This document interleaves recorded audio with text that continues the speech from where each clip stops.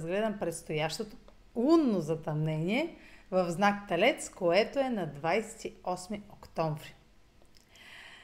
Лунните затъмнения са пълнолуния, но мощни и интензивни. Те символизират край, развръзка, кулминация, кристализация, приключване и заключение на въпроси, които вече имат история от ситуации. Вече са отлежали във времето, семето е било посято и е момент да се берат плодовете.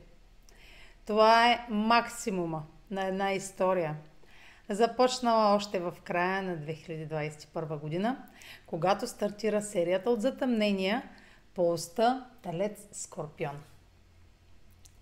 Зоната на Телец в нашия живот символизира нашата финансова сигурност, нашата материална сигурност. Как ние боравим с ресурсите, с които разполагаме, как спестяваме, как разхождаме, как инвестираме.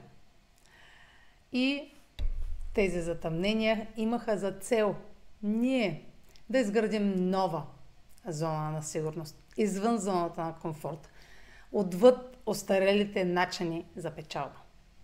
В последните 2 години ми излезе пръшка на устата да говоря за зоната на Телец. Имаме възможност на всеки 9 години да се възползваме от нови възможности в тези зони, които да имат траен отпечатък за бъдещето.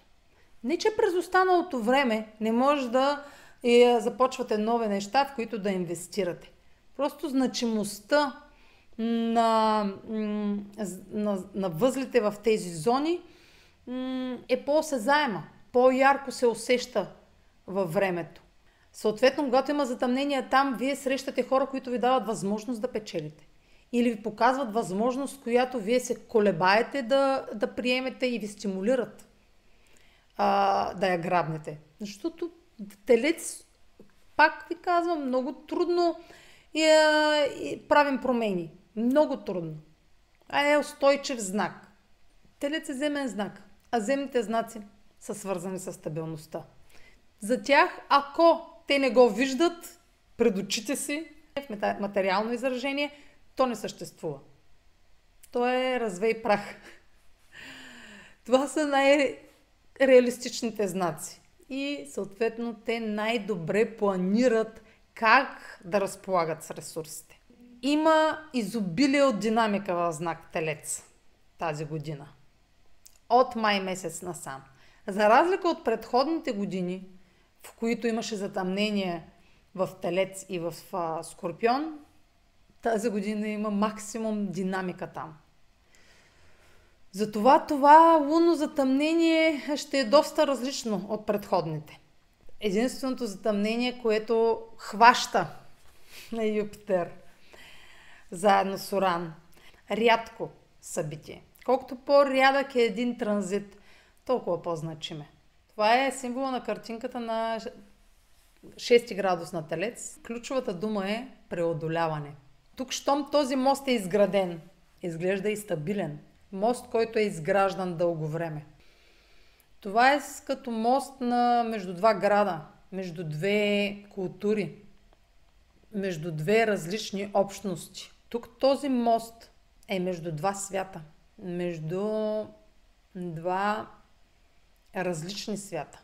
Защото тук символизира това да се изгради мост и да се прекрати разделението. Сещам се за няколко разделения от по-примитивната човешка маса, която все още разглежда световните събития като матч Левски ЦСК. Но нямаме контрол над другите. Трябва да гледаме собствената си позиция и да сме центрирани в нея, не да се разпръскваме към по-примитивните общества, а да взимаме пример от по-развитите. Този мост говори тук, че нещата са се стабилизирали. Тук ще има доказателства, че има път между 2 територии, който го е нямало преди. Той е изграден на база дълги усилия и инвестиции. Лунното затъмнение е заключение, което ще отвори нови врати.